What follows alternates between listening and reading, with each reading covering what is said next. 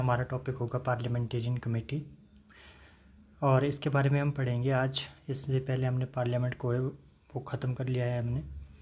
तो parliamentarian committee जो है, इनका क्या रोल है, इनकी क्या इम्पोर्टेंस रहती है, इसके बारे में समझेंगे हम। और कौन कौन सी कमेटी है जो एग्ज़ामिनेशन पर्सपेक्टिव से भी काफ़ी इम्पोर्टेंट है और जिनके बारे में हमें बेसिक अंडरस्टैंडिंग होना भी काफ़ी ज़रूरी है। तो चलिए शुरू करते हैं। जैसा कि हम जानते हैं कि हमारी पार्लियामेंट जो है वो एक बहुत बड़ा इंस्टीट्यूशन है और एक बहुत बड़े इंस्टीट्यूशन की तरह काम भी करती है। तो वहाँ पर जो भी छोटे बड़े मुद्दे लाए जाते हैं ना, उनको वो मतलब हर एक चीज़ को उतना डिटेल में स्टडी नहीं कर पाते हैं या नहीं समझ पाते हैं। तो इस इशू को हैंडल करने के लिए जो है ये पार्लियामेंटेरियन कमेटी का प्रोविज़न हमें देखने को मिलता है। अगर इसकी मीनिंग को देखें हम, तो एक छोटा ग्रुप होता है मेंबर्स ऑफ पार्लियामेंट का, एमपीज़ का, यानी कि जो अपॉइंटेड और इलेक्टेड होते हैं टू डील विद किसी खास मुद्दे से संबंधित होते हैं, किसी खास मुद्दे को डील करने के लिए ये वर्क करते हैं on the behalf of parliament और अपनी रिपोर्ट भी सबमिट करते हैं पार्लियामेंट को ही। इनकी रिकमेंडेशन जो होती है वो बाइंडिंग नहीं होती है, बट ये हाई परसुएसिव वैल्यू रखती है अपने आप में, तो इसलिए ये इम्पॉर्टेंट हो जाता है। अगर हम इनके क्लासिफिकेशन की बात करें, कमेटीज़ की क्लासिफिकेशन की अगर हम बात करें, तो देखिए दो तरह की कमेटियां हमें जनरली देखने को मिलती है। पहली तो स्टैंडिंग कमेटीज़ होती हैं जो कि परमानेंट कमेटीज़ हैं, और दूसरी होती है एडहॉक कमेटी या तदर्थ समिति जिनको बोलते हैं। ये जो होती है ना, ये अस्थाई होती है, यानी कि परमानेंट नहीं होती है, और किसी खास काम को करने के लिए जो है इनको सेटअप किया जाता है। अगर हम स्टैंडिंग कमेटीज़ की बात करें तो इनको जो है वो हर साल यानी कि पेरियोडिकली जो है सेटअप किया जाता है, मतलब इनके सदस्यों को जो है चुना जाता है, और इनको फर्दर भी डिवाइड किया जाता है। जैसे होगी फाइनेंशियल कमेटीज़ होगी, जिनमें पब्लिक अकाउंट्स कमेटी आती है हमारी जो सबसे इम्पोर्टेंट भी है। तो ये क्यों इम्पोर्टेंट है, आइए इसको समझते भी हैं। जो पब्लिक अकाउंट कमेटी है, इसको हिंदी में बोलते हैं लोक लेखा समिति।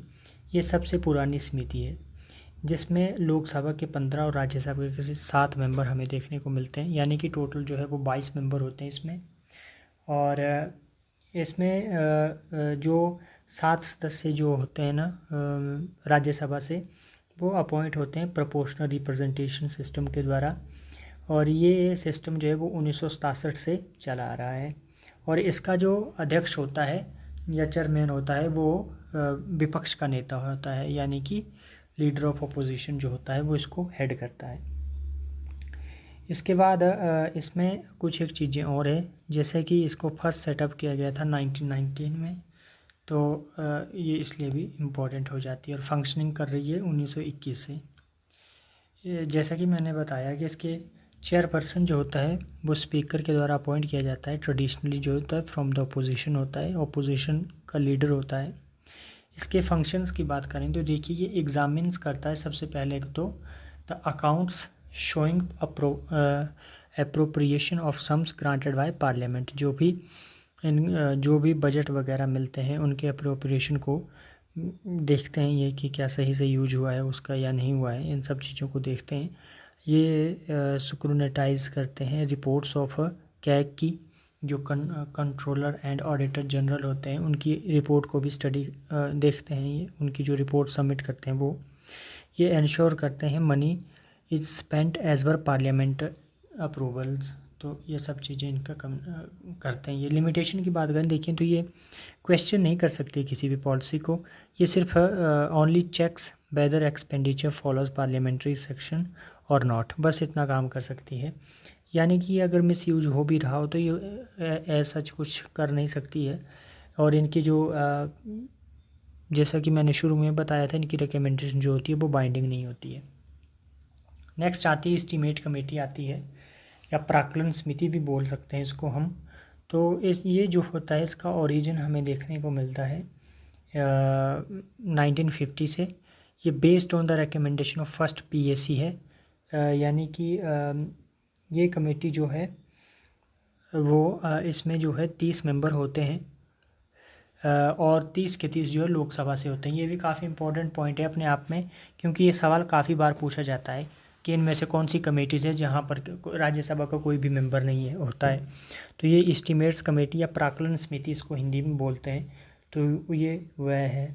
इनका काम अगर हम देखिए तो इनका काम होता है, इसको चेयरपर्सन की बात करें तो ये स्पीकर के द्वारा ही अपॉइंट किया जाता है और ये हमेशा लोकसभा से ही चुना जाता है।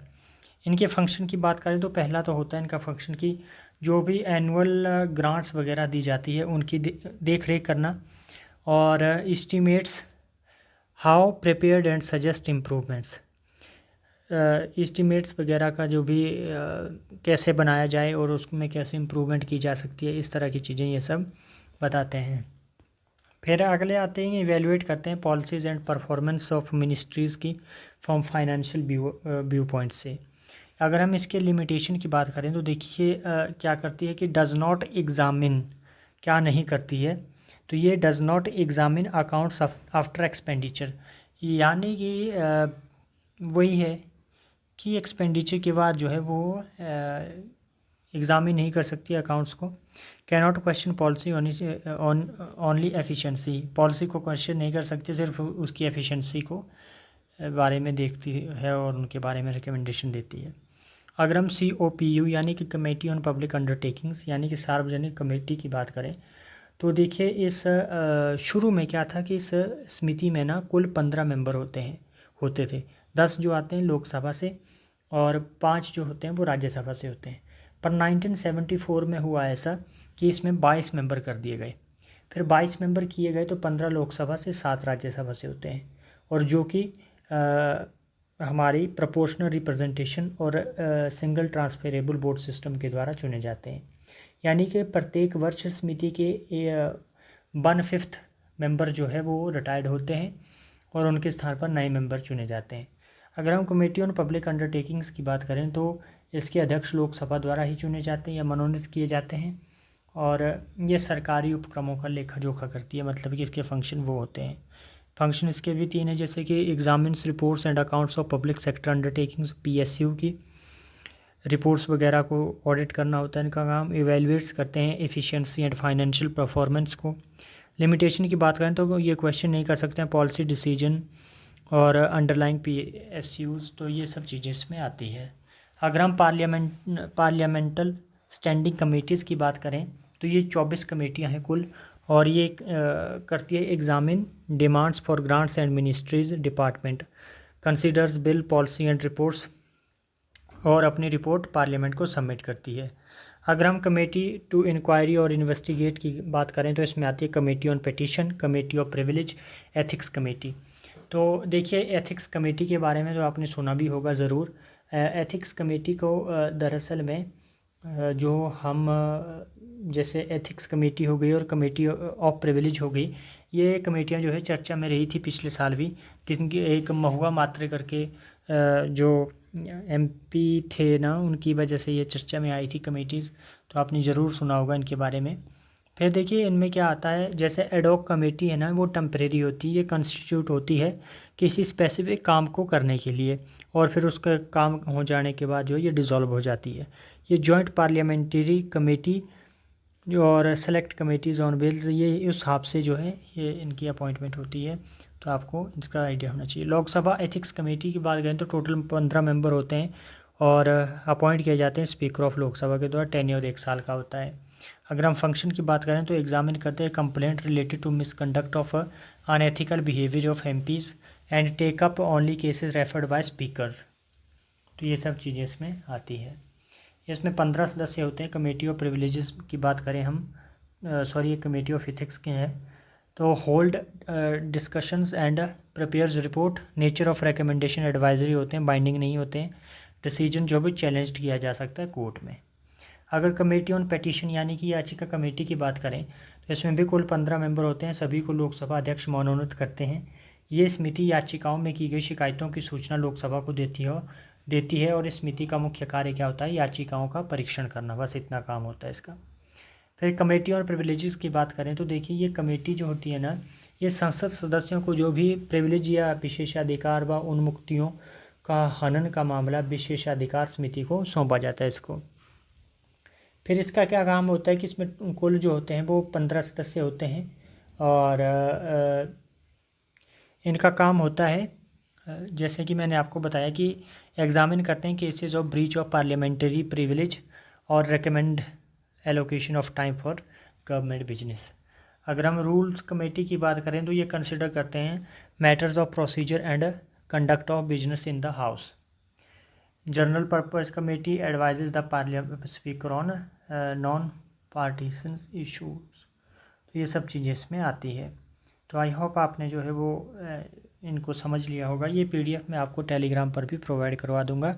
तो आज का ये हमारा टॉपिक जो है वो ख़त्म होता है।